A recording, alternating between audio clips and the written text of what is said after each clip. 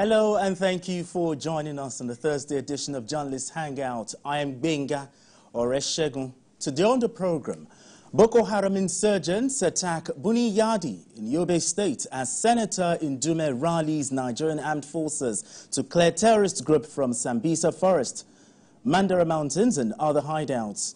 And PDP governors restate support for Governor Siminalayi Fubara reporting Nyesom Wike to security agencies. And later on the show, NNPC yet to lift petrol from Dangote refinery as concerns grow over product availability and potential monopoly. The Executive Vice President of the Downstream and immediate past Chief Finance and Investor Relations Officer at the NNPCL, Adedakpo Shegun, will also be joining us on the show. I'll be hanging out with Babajide Kolade Otitoju and Mojid Jamiu. Journalist Hangout starts right now.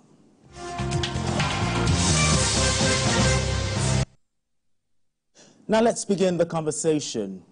Whenever the history of the Boko Haram insurgency has been written, Buni Yadi in Yobe State, northeast Nigeria, will take prominent place due to severe attacks it served in the hands of the insurgents in the past. In the wake of another attack on the town, the senator representing Borno South, Ali Ndume, has appealed to the troops under the theater command of Operation Haidinkai and other security agencies to intensify efforts towards clearing remnants of the dreaded Boko Haram members, especially those hibernating around the Sambisa forest, Mandara Mountains and other hideouts in border communities with Goza and Republic of Cameroon. Senator Ndume said pockets of attacks recently perpetrated by insurgents have posed serious economic setbacks to resilient farmers, now newly resettled in liberated communities as the terrorists resorted to the looting of their crops. Let me start with you, Babajide Kolade, PKO. We hear of attacks in Buni Yadi. Yobe State has been experiencing some level of peace for a while now. And now, another attack. Tell us more about this. You know, as I've always warned, the problem with these terrorists is they may not strike for a long time. Okay.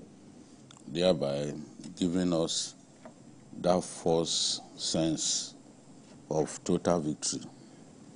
And I've always demanded that we should be very, very vigilant because the enemy has not been exterminated. The enemy has been weakened, but in my view, not defeated. When the enemy is defeated, you see what happened in Sri Lanka. The Tamil Tigers were defeated to the last completely man, to the last man. And since their defeat, after more than 20 years of fighting government forces, you've not heard anything about Tamil Tigers. Okay. We've not heard anything about that. That is the definition of defeat. And I keep telling people who say, oh, insurgency cannot be defeated. It's a lie. But they said technically defeated. It's a lie. What does that mean? We've seen insurgents defeated in Algeria. We've seen insurgents defeated in Sri Lanka. So let's banish the thought that you cannot totally defeat insurgents or terrorists. You can defeat them. The Sri Lankans have told us that it's possible. They fought for 25 years, but they got victory. These boys went to a village in Babangida local government and killed more than 34 persons, based on the testimonies of residents. Exactly, they said. But we were told that only about 34 people died. I disagree. Much more people died. But we are not even talking about figures here. After that attack, we've seen them go to Buniyadi. Buniyadi was where they slaughtered 44 schoolboys. Yes, we heard of that story. In their sleep. I went there to do a documentary some earlier last year. You know, we've seen them now go back to that place to attack and kill people and set ablaze the palace of the emir. Even the emir does not live in the place. The emir lives in the state capital. But it didn't stop them from setting ablaze the place. Reports are still sketchy. Up to this afternoon, Nigerian newspapers had not even been able to have a good grip on what happened, because soldiers have limited access to the area. So, but we have information confirmed by the police that the boys came last night to kill people, to attack the headquarters of the local government. It's the headquarters of Gujuba local government. Okay. The governor's hometown is just a spitting distance from that place. You can't even trek. It's walking distance. Yes, it's called, his own hometown is Bunegeri. Okay. And Bunegeri has a military base. Buniyadi has Nigerian Special Forces residents there. So then how come? Sometimes it's difficult to explain these things. And that's why I say we should be vigilant. Okay. The enemy who can ignore the fact that we have a military base close by, okay, we have special forces residents there. They train our special forces. We have special forces there. The enemy who ignores the fact that Sector 2 command, okay, of the Operation Hardin Kai is located in the area. It's an enemy that remains dangerous.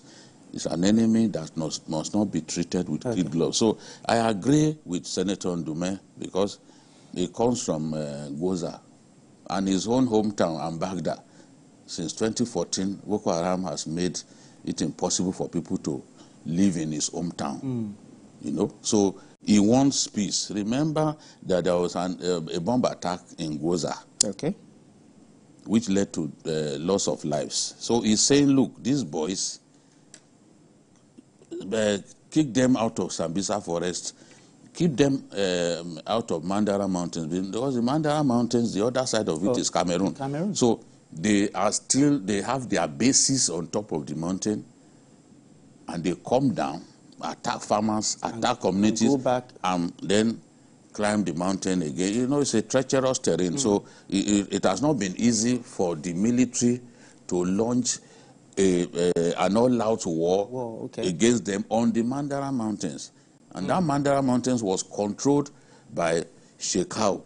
Even its loyalists, including the notorious Ali Goza, they are still residents there. They refused to join the Albanawi faction. Okay, the Albanawi faction was resident in the islands of Lake Chad. But the Shekau faction stayed in Sambisa, stayed in the Mandara Mountains, because they found those places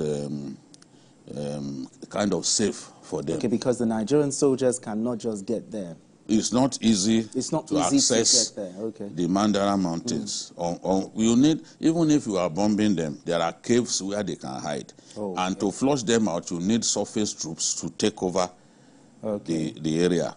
And such operation can be really, really treacherous and dangerous, because you are dealing with an enemy that is much more familiar than you. Okay.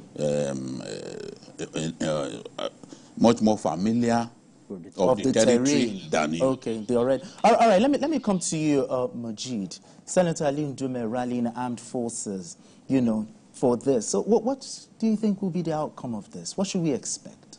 Yeah, you know, this is not the first time Senator Ali Ndume will be making this kind of call. And Yobe in particular, we've had some relative peace in Yobe for quite some time. And I think the boys, what they tried to show over the weekend is that, yes, we are still here.